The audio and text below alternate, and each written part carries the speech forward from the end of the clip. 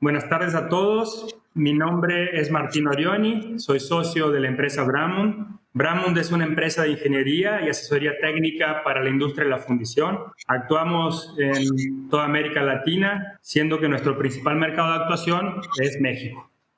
Conmigo se encuentran Alex y Edson, que también son socios de Bramund, y les queremos contar que estamos empezando hoy oficialmente un nuevo proyecto. En estos momentos tan difíciles, queremos desde nuestra parte aportar un granito de arena. Entonces, con esa idea, con esa misión, queremos comprometernos en realizar al menos 10 videoentrevistas durante las próximas semanas enfocadas en profesionales destaques de la industria de la fundición. La idea es entrevistar a algunos gestores de importantes empresas de México y también a especialistas, a técnicos, a ingenieros, tanto de México cuanto del exterior, en diferentes áreas de la fundición, sea sobre arenas, sobre fusión, sobre acabado, diferentes temas del interés de nuestra familia de fundición. Queremos transmitir conocimiento de forma clara, sencilla, y llevar información que nos pueda servir para generar pequeñas ideas o grandes proyectos que creemos pueden ser de gran ayuda para que nuestros negocios vuelvan a crecer una vez que toda esta crisis, este momento que estamos pasando, sea superado. Y para empezar, la primera entrevista para inaugurar este espacio, este proyecto, nadie más, nadie menos que el ingeniero Patricio Gil, que nos está acompañando. ¿Cómo estás, Patricio? Hola, buenas tardes. Bien, gracias. Gracias por la invitación a este nuevo proyecto. Bienvenido, bienvenido. Patricio es egresado del Tecnológico de Monterrey de la carrera de Ingeniero Industrial y de Sistemas, con la especialidad en Control Estadístico de Procesos y la maestría en Administración. Patricio tiene una especialidad en fundición por el Instituto Tecnológico de Saltillo y un diplomado en Administración de Operaciones en la Universidad de Western Ontario, en Canadá. Tiene 35 años de experiencia en la industria de la fundición de hierro, trabajando inicialmente para Sifunsa, después en el grupo Proesa, Novocast y Technic, y finalmente durante los últimos 15 años fue director general de la fundición Blackhawk en Santa Catarina, Nuevo León. Actualmente Patricio se dedica a su propio negocio, un negocio de maquinados en Ramos Arizpe, Coahuila, y también es importante mencionar que Patricio ha sido presidente de la Sociedad Mexicana de Fundidores de la Región Norte, ha ocupado el cargo de presidente de la Ductile Iron Society en Estados Unidos, ha sido presidente de la American Foundry Society, la famosa AFS, siendo que hasta el momento es la única persona que ha sido presidente de esta organización que no es ciudadano de los Estados Unidos. Entonces, bueno, Patricio, nuevamente un gusto tenerte aquí con nosotros y te agradecemos por invertir este tiempo aquí para ayudarnos, ¿no? No, al contrario, gracias. Muy bien. A la orden. Perfecto. Bueno, hemos, Patricio, separado algunas preguntas, las cuales, en nombre de la industria de la fundición de México, nos imaginamos que sean temas importantes para platicar, para debater. Alex, ¿tendrías alguna pregunta para empezar con Patricio? Hola, Patricio. Gracias por unirte en este proyecto. Y creo que la primera pregunta va muy relacionada al tema actual, ¿no? Que es el COVID-19. ¿Cómo encaras el actual escenario de México en relación a esa pandemia, específicamente relacionado a la industria de la fundición? ¿Y qué es lo que podemos esperar en los próximos años relacionado a todo ese movimiento de esa pandemia? Bueno, ahorita la realidad es que es una situación que nos está afectando a todos a nivel mundial. El principal cliente a nivel mundial de las fundidoras es la industria automotriz. Entonces, desde que la industria automotriz empieza a tener, pues en cadena, nos vamos deteniendo todos los demás. El gobierno mexicano y el gobierno americano, y creo que en el resto de países también, definieron algunas industrias como esenciales. Y aunque es un concepto que quedó pues, no tan claro, pero sí hubo algunos casos como la industria alimenticia, y en esa industria alimenticia proveedores como John Deere, como New Holland, como Caterpillar, que también está entre la industria alimenticia y la industria energética, ellos quedaron autorizados para seguir operando. Entonces, pues algunos fabricantes o algunas fundidoras que son proveedores de esos clientes en particular, pues no se vieron tan afectados como los que están 100% en la industria automotriz, que ahí sí se detuvo prácticamente a cero. Entonces, ahorita, pues el panorama sigue siendo incierto. Había la expectativa de que reiniciaran operaciones a partir del lunes de esta semana que está corriendo, del día 13, pero después vino el comunicado del gobierno donde dijo que había que estar cerrados por el resto del mes. Ahora he visto que algunos países como Francia ha extendido el rearranque hasta el día 11 de mayo. La realidad es que pues hay mucha incertidumbre, o sea, creo que nadie tiene el dato ni se puede saber con precisión cuándo es que todo se vuelve a la normalidad. Lo que sí creo es que las fundiciones somos de las industrias que rápidamente van a reiniciar tan pronto se empiecen a normalizar las cosas. O sea, la industria, así como se detiene, pues igual arranca. O sea, en el momento que empiecen las automotrices a funcionar, los fabricantes de camiones, que la industria agrícola vuelva a su ritmo normal, pues en automático las fundiciones y los proveedores de las fundiciones se van con ella, ¿no? Entonces, creo que hay otras industrias mucho comprometidas por esta cuestión, como pudiera ser el turismo, el entretenimiento, otro tipo de industrias que van a tardar un poco más en reaccionar. Creo que nosotros no vamos a ser de las primeras, pero cuándo, pues no lo sé con certeza. Ojalá que en el mes de mayo se empiezan ya a dar signos de recuperación. Ahora, lo más importante es la salud de la gente, ¿no? O sea, no nomás es de que ya queremos hacer toneladas, sino vamos a hacer toneladas, pero que la gente no corra ningún riesgo también, ¿no? Espero que en el mes de mayo empiece ya a verse una curva ascendente. ¿Cómo crees que se puede equilibrar la salud con el tema económico? Porque la verdad no caminan separados. O sea, también si tenemos un colapso económico, vamos a tener problemas serios de salud, Sí, de empleo y todo lo que viene con eso, ¿no? O sea, ¿cuál sería quizás el punto de equilibrio o una fórmula para seguir, en tu opinión? Bueno, yo pienso que la mayoría de los países van a tratar de reactivar la economía tan pronto pase el peligro de contagio y tan pronto se vea que las cosas pues más o menos se están controlando, que se ha aplanado la curva, lo que se ha mencionado, ¿no? En cuanto al nivel de contagio.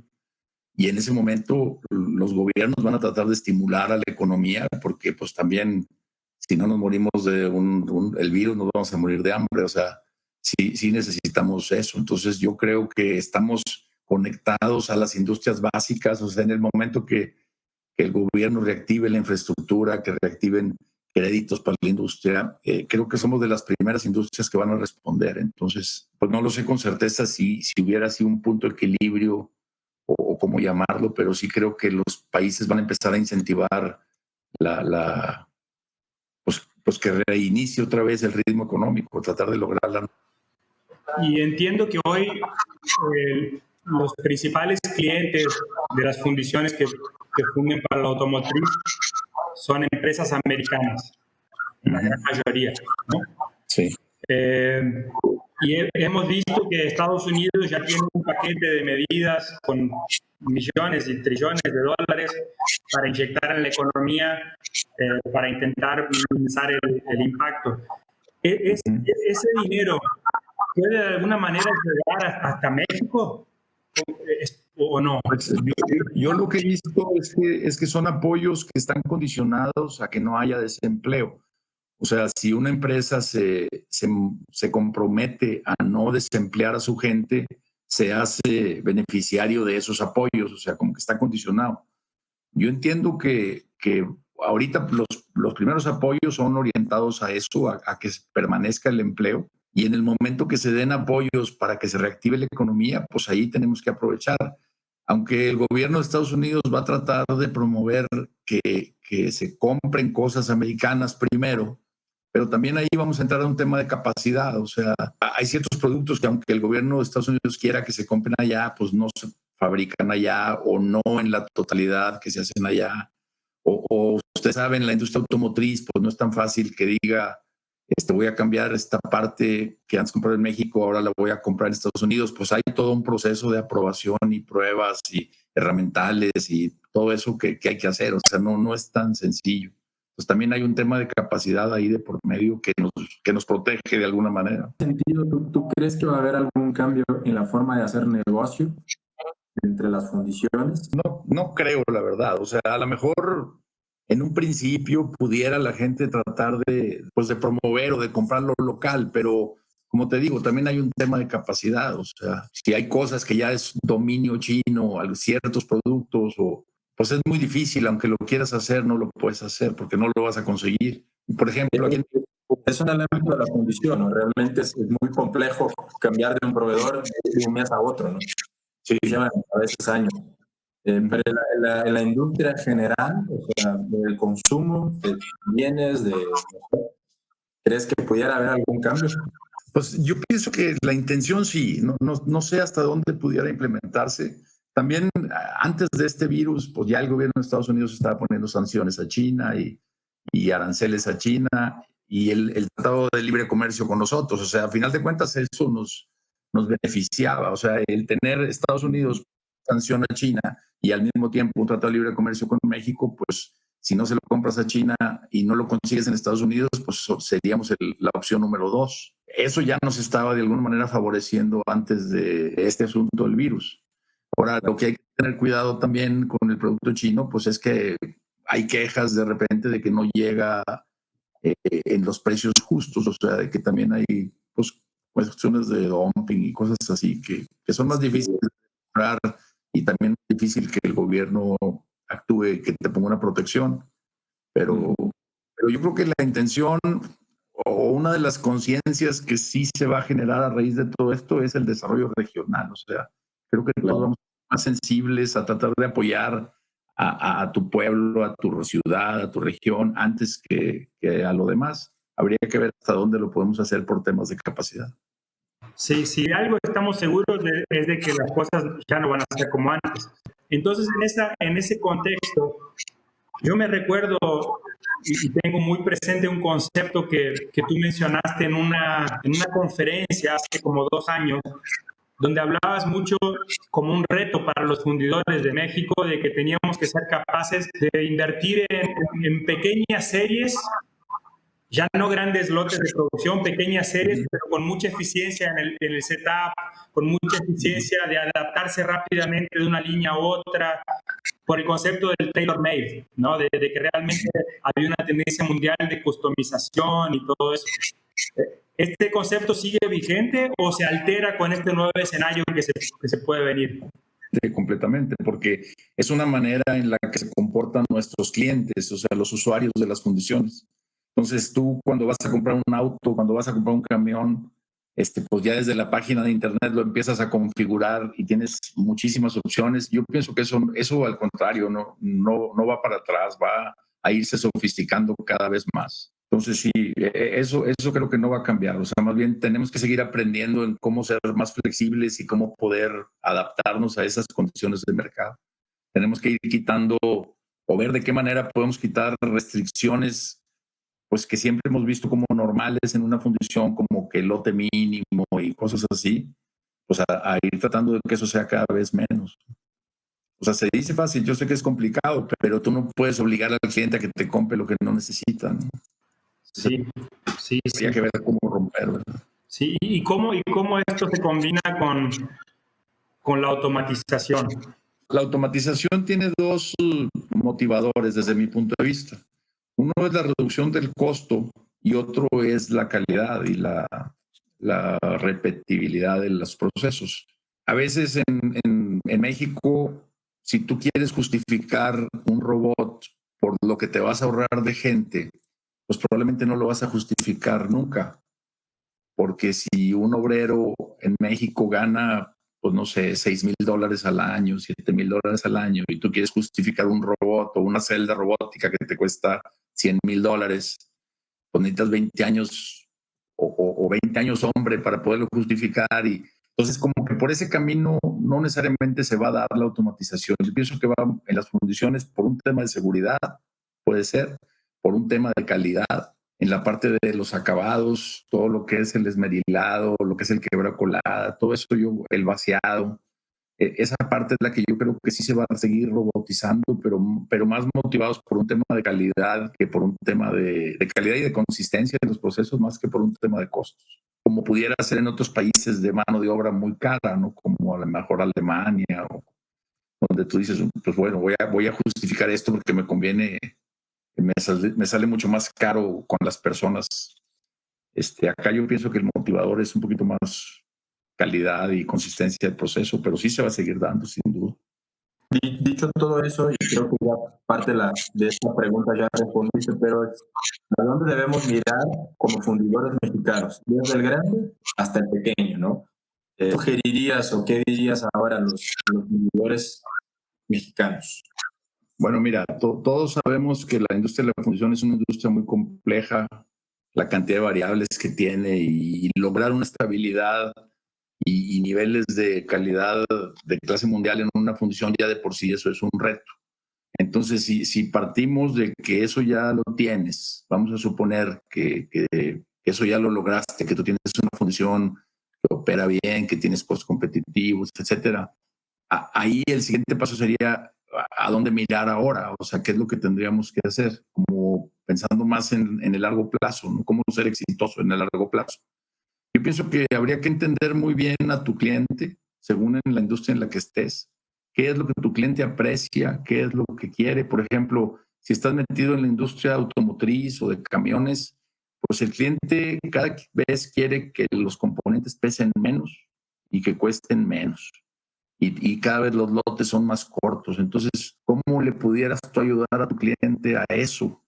O sea, ¿cómo pudieras tú, por ejemplo, contribuir a que el diseño de las piezas sea más óptimo, un poquito alineado con lo que tu cliente quiere ver, ¿no?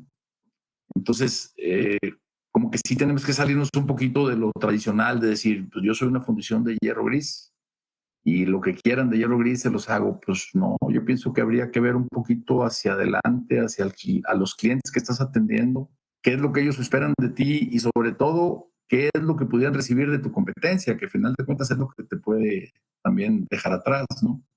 O sea, porque tú puedes decir, pues no, o sea, yo no estoy en condiciones de hacerle optimizaciones a las piezas del cliente ni de ofrecerle otros diseños, no sé cómo hacerlo, pero si tu competencia ya lo empieza a hacer, pues más vale que lo aprendas, porque si no, sí te vas a quedar fuera. Entonces, yo pienso que sí, tendríamos que abrir los ojos un poquito más hacia adelante. Hay ciertas tendencias que son claras, creo que todos las compartimos. Por ejemplo, que los clientes grandes están reduciendo el número de proveedores.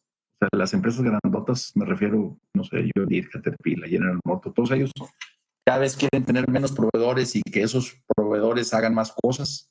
Entonces tú como fundición, pues a lo mejor te van a pedir que también entregues las piezas maquinadas, pintadas, a lo mejor que hagas algún ensamble, a lo mejor, no sé. O sea, eso es lo que habría que entender, dependiendo en qué mercado estés. Yo pienso que esa sería mi recomendación, o sea, entender un poquito qué es lo que motiva a tu cliente o qué es lo que tu cliente está interesado y qué apreciaría de ti que le des, ¿no? Entonces yo sé que a veces dices, pues nomás quiere que le baje el precio. Pues no, yo te aseguro que hay más cosas, como por ejemplo, te decía, reducción de peso en las piezas, a lo mejor de 3 piezas hacer una, qué sé yo, o sea, pero un poquito entender a tu cliente y tratar de ser más que una simple función. Porque si te quedas ahí, te vas a hacer un proveedor de un producto commodity y a final de cuentas te vas a regir por un precio por kilo contra lo que están ofertándole en India, en China, qué sé yo, y vas a terminar peleando por centavos. Entonces, la manera de hacerlo pues, es que ofrezcas un servicio o un producto más completo. Y eso pues, no hay una receta, depende a qué tipo de cliente atiendas. Esa sería mi recomendación. Patricio, nosotros como Bramón somos proveedores de la industria, ¿no? O sea, nosotros ofrecemos equipos, insumos, servicios. ¿De qué manera, como fundidor, crees que nosotros proveedores podríamos ayudar más o agregar más valor para que todos nos beneficiemos? Porque la única manera de que nosotros crezcamos como proveedores es que las fundiciones crezcan.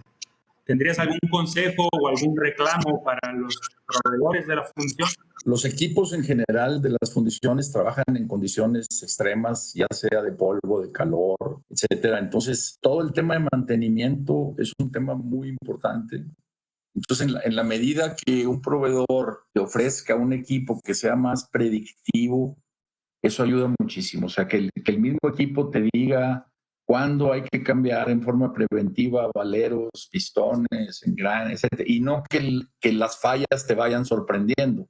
O sea, si ustedes como fabricante de equipo pudieran lograr que el mismo equipo se vaya comunicando y me diga lo que le duele, eso ayuda bastante. Entonces, y bueno, habría que adaptarte a la fundición, a cada una de las fundiciones. O sea, como que el equipo tendría que como que aprender, ¿no? Ir aprendiendo o generando su propia estadística según en las condiciones en las que esté trabajando, porque no todas las condiciones son iguales. Pero creo que sería muy buena ayuda, o sea, que el mismo equipo te avise, te alarme, y obviamente que ustedes estén detrás con servicio técnico y refacciones, pues eso ayuda también bastante. Y desde el punto de vista de materias primas, las materias primas en la fundición, muchas de ellas son commodities, como la chatarra, por ejemplo, los perlitizantes, el cromo, el manganeso, etcétera, las arenas. O sea, en realidad son bien poquitas. Si te pones a ver, son muy poquitas materias primas que te hacen el grueso del costo. Entonces, ahí el reto para las fundiciones, pues es que realmente sea capaz de comprar a los niveles que están los precios de mercado, porque son a los niveles a los que el cliente te lo va a reconocer y te lo va a pagar. O sea, la mayoría de las fundiciones vendemos con precios variables, o sea, con una fórmula, donde en función al movimiento del mercado de los commodities es como esa fórmula se ajusta cada mes y es como el cliente te paga. Tú no puedes decirle al cliente, fíjate que no estoy consiguiendo la chatarra, como dice el indicador, la estoy consiguiendo más cara, no necesito que me la pagues más cara. Pues normalmente los clientes no le dan entrada a ese comentario, te dicen, pues a ver cómo le haces, pero la tienes que conseguir, yo no te puedo pagar más que los indicadores internacionales. Entonces, el primer reto de la fundición es ese, el poder comprar las materias primas de acuerdo a los indicadores internacionales, y el segundo reto es el uso adecuado de las mismas, o sea, no tener desperdicios, los niveles de rendimiento, el nivel de rechazo, o sea, que hagas un uso adecuado, porque ese tampoco te lo pagan, o sea, ese va contra tu propio margen. claro. Y ahí entra el servicio técnico de quien te está vendiendo, ¿no? Hacer con que tú hagas menos desperdicios, al final él te va a vender menos, ¿no?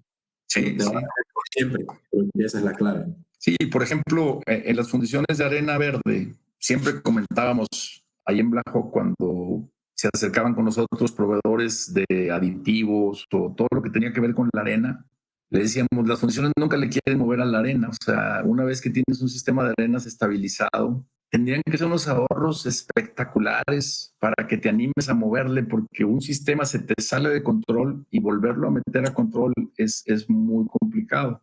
Pues decíamos, normalmente la arena es el 10% del costo y el 90% de los problemas de calidad. Entonces, pues prefieres no moverle. Entonces, ahí un reto para los que venden esos productos relacionados con las arenas, pues es el servicio técnico, la manera en la que me puedes convencer que vale la pena moverle. De otra manera, pues yo voy a preferir no moverle con tal de que no se me desestabilice el sistema. Hay mucho talento en los proveedores. O sea, si alguien sabe de resinas, es el que vende las resinas. Si alguien sabe de arenas, es el que las vende. Entonces, ahí tenemos que ser muy abiertos y trabajar realmente en equipo, junto con ellos. Y es la manera de que sí te ayudan a resolver muchísimos problemas. Sí, yo eso iba a comentar. Yo creo que ahí tenemos un área de oportunidad porque en general veo muchas veces que las fundiciones se apoyan poco en los proveedores. En vez de estarnos ahí llamando todo el tiempo para buscar información con nosotros, que nosotros le hagamos proyectos, muchas veces es como que son muy cerrados y no te lo piden y no le estás cobrando por eso y aún así no te abren la puerta para un nuevo desarrollo, para una nueva idea. Y eso creo que es una gran oportunidad, más en tiempos de crisis, como decía yo al principio, donde pequeñas ideas pues te van a permitir ahorrar centavos o pocos pesos, pero que son muy importantes al final del mes, ¿no? la verdad creo que es bastante diferente, ¿no, Patricio? A veces hay un celo ahí de que no quieres para que no se divulguen ciertas cosas, mejor consideras que son tus ventajas competitivas, pero pues digo, hay que verlos. Ahí realmente hay mucho que beneficiarnos mutuamente. Patricio, volviendo al tema del panorama general, yo siempre veía en tus congresos, en tus presentaciones, que mostrabas un gran crecimiento de la industria de la fundición, principalmente automotriz. En México, los últimos, no sé, 8 años, hemos crecido muchísimo, ha sido así. Y ahora, bueno, viene un nuevo escenario. ¿Afecta esa visión de crecimiento para los próximos 5 o 10 años? ¿Atracción de nuevas fundiciones de otros países, como ha ocurrido en los últimos años? ¿Ensambladoras de vehículos? ¿Qué te parece que puede suceder? Mira, aquí hay dos factores. Uno, la confianza que México como país proyecta hacia el extranjero y que invita a extranjeros a venir a instalarse en México para desde México abastecer a otras partes del mundo.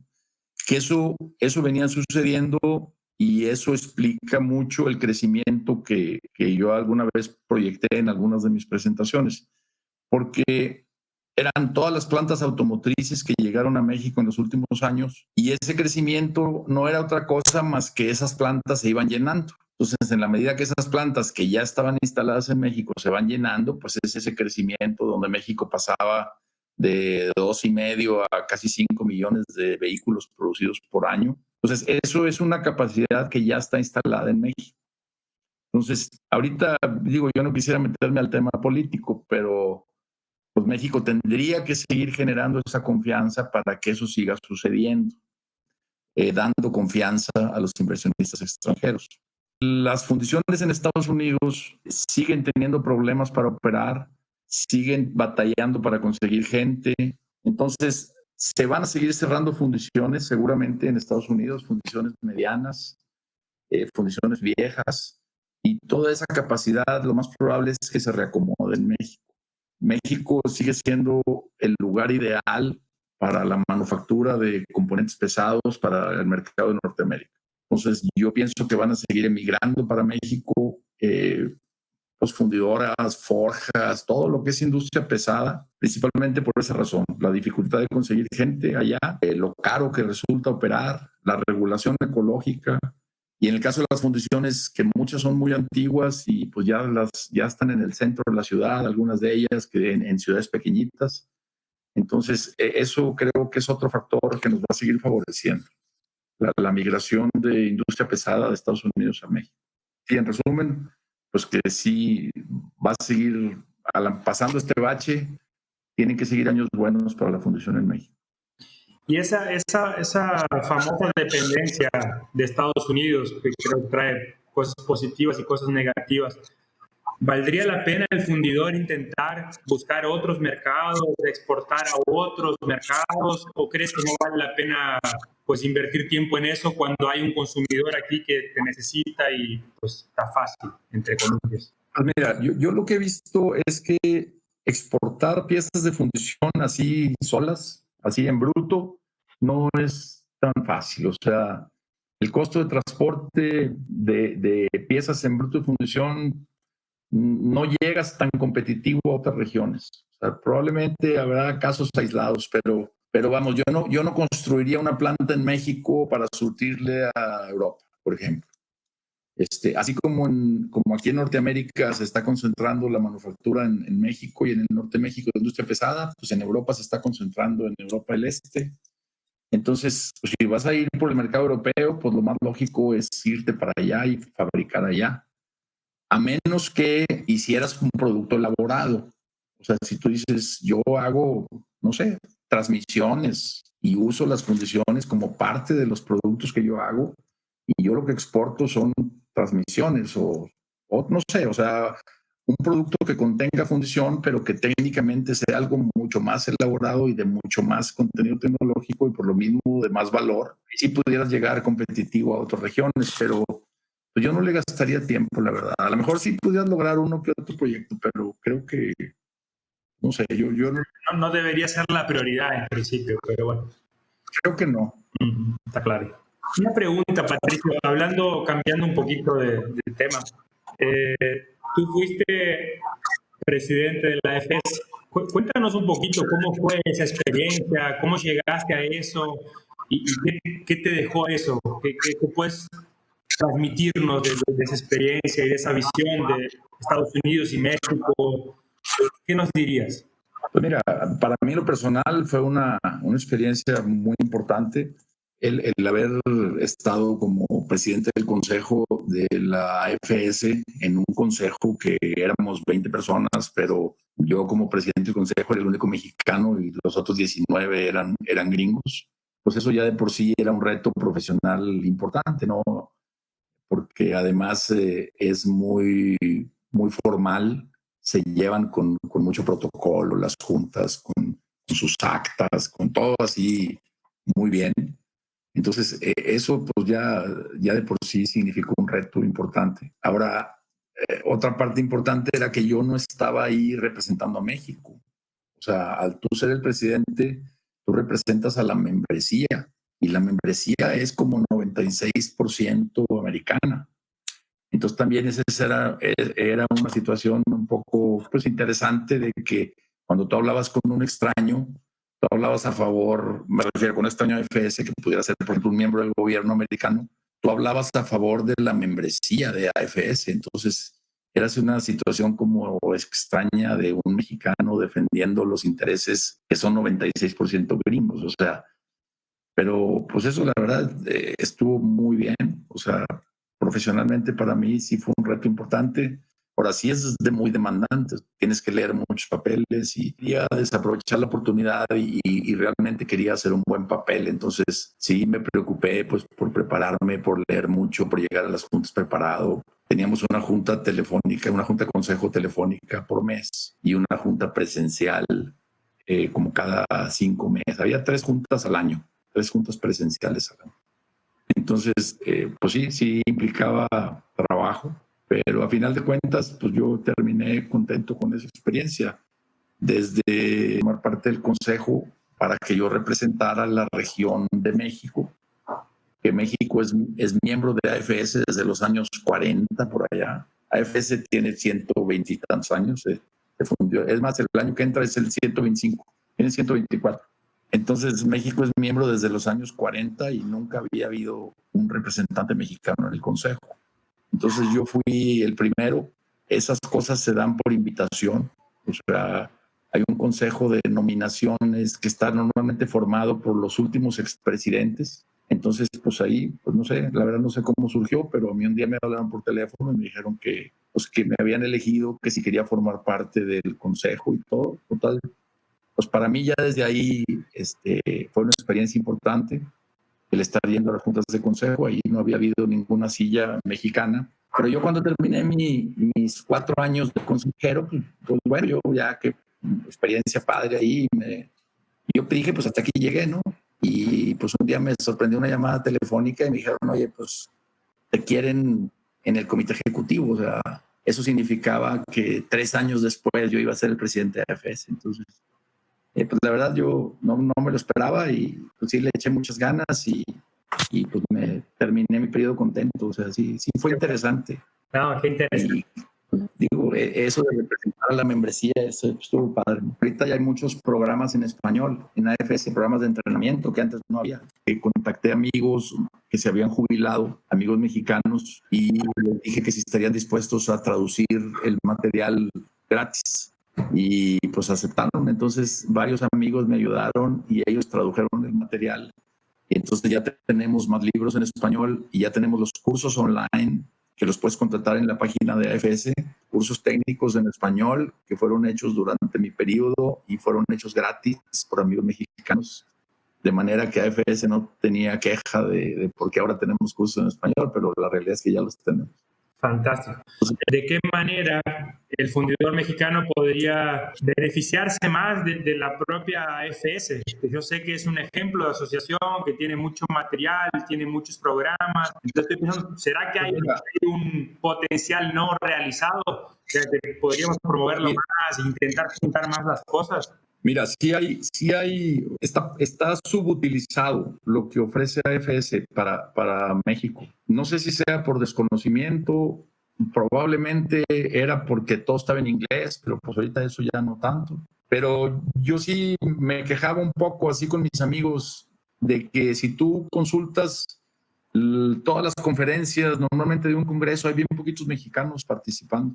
Y esos mexicanos que participan, pues casi siempre son los mismos que vuelven a participar el siguiente año y probablemente estemos hablando de, no sé, menos de 5 personas. Entonces, yo creo que tendríamos que tener ahí un rol un poquito más dinámico de ir y ofrecer y participar en debates y levantar la mano para presentar papers. O sea, hay mucho talento en México, pero estamos como muy relajados en ese sentido. No sé si pues un poquito agachados, o sea, como que vamos a esos congresos pues un poquito a caminar, a ver qué vemos, a la fiesta, a ver con quién vamos a cenar, no sé, o sea, como que vamos así como en neutral, como en modo avión, ¿no? A ver qué nos cae, pero vamos poco dispuestos a dar. Y yo pienso que esa parte te va a poner en contacto con otras personas, te van a conocer, vas a conocer más gente, pero pues hay que pararse en el escenario, ¿no? Y hay que hacerlo. Esa parte está muy débil. Yo sí siento que hay muchísimo talento desaprovechado en ese sentido. Y una última pregunta sobre este tema. ¿Tú crees que AFS en Estados Unidos sí aporta? ¿Realmente es una institución que el fundidor americano le da valor? Mira, así, sin embargo, ha cambiado el rol. O sea, antes del Internet, la AFS era el único o casi el único proveedor de novedades tecnológicas. O sea, tú ibas a AFS para enterarte de lo nuevo, porque casi no había otra forma. Pero ahora Internet ha hecho que los proveedores en forma directa estén transmitiendo con los clientes sus novedades tecnológicas y por lo que están haciendo ustedes, ¿no? Entonces, eso hizo que AFS perdiera un poquito esa parte y se volviera más, el objetivo nuevo de AFS es más como el desarrollo de talento técnico, ¿sí? O sea, una educación más formal, el formación de técnicos, el certificar técnicos, y lo que son las expos y todo lo que es el networking o ¿cómo se llama? Pues sí, el enlace entre todas las diferentes fundidoras y los técnicos de la fundición, que eso es una cosa que pues sí se hace en forma personal. Entonces, esas son las cosas que ahora hace AFS. Sí, si pudieras, para encerrar, pues pasar un mensaje para los fundidores que nos están escuchando, un mensaje, si posible, positivo, para que podamos seguir en esta caminada. Bueno, yo sí les pasaría un mensaje positivo porque es un hecho que se van a seguir cerrando fundiciones en Estados Unidos, que va a seguir entrando fundición para México. Lo que tenemos que hacer como mexicanos pues es invertir y crecer, porque a final de cuentas las fundiciones sí se van a construir en México. Podemos quedarnos sentados y ver que alguien más las construya o construirlas nosotros, ¿no? Si se fijan, cuando llegó Kia y cuando llegó Honda y Mazda, pues también llegaron fundiciones japonesas y llegaron fundiciones coreanas. Y entonces, las fundiciones van a venir a México. ¿Quién las va a manejar y quién va a ser el dueño? Pues eso dependerá mucho de los emprendedores mexicanos y de cómo vamos a manejar esa parte. Pero yo siento que sí vienen años buenos para México en este tema de la fundición, por ese factor, o sea, el hecho de que se va a seguir concentrando aquí la manufactura. Aquí me refiero a México, la manufactura de fundición, porque van a seguir cerrando fundiciones en Estados Unidos. Aquí sigue siendo atractiva para la gente, las universidades siguen teniendo muchos alumnos en carreras de materiales, de metalurgia, mecánicos, mecatrónicos. Y en Estados Unidos no tanto, o sea, han ido perdiendo popularidad esas carreras y cada vez es más difícil encontrar gente que quiera trabajar. Nos pueden esperar años buenos, obviamente, pues hay que hacer nuestra tarea. Muy bien. Listo. Y en lo personal, Patricio, no sé, ¿qué planes tienes para tu vida ahora que tienes tu propio negocio, tienes tus nietos, tienes tus hijos? Bueno, pues ahora mi negocio lo tengo desde hace 8 años. Ahora mi objetivo es pues, dedicarle más tiempo, ahora que estoy ya despegado de Black Hawk, dedicarle más tiempo a mi negocio, que crezca, pero pues quiero seguir como quiera en contacto con la industria de la fundición. Es una industria donde pues, he estado ya muchísimos años y quiero seguir en contacto y quiero seguir conectado y he hecho muchísimos amigos en esta industria y no lo voy a perder. Entonces, mi oficina la estoy acondicionando ahí en mi negocio y bueno, pues pienso seguir en esto y seguir en contacto y que mi negocio crezca y bueno, disfrutar más a los nietos, subirme a las motos, cosa que no hacía tanto como quisiera. ¿Volver a pilotar avión? No. Volver a pilotar aviones, pues no sé, antes de que se me pase la edad, porque luego al rato ya no pasas los exámenes médicos, pero No, no es mala idea volver a recuperar la licencia de piloto. está bien, está bien. Bueno, amigo, muchísimas gracias de mi parte. La verdad, un gusto poder compartir. Ojalá que podamos transmitir todos estos conceptos para la mayor cantidad de fundidores posibles y que puedan hacer buen uso de toda esta información. Muy bien, pues ojalá que les haya servido y encantado de poder ayudar y gracias por haber sido el primero. Sí, señor. Como quiera, seguimos en contacto.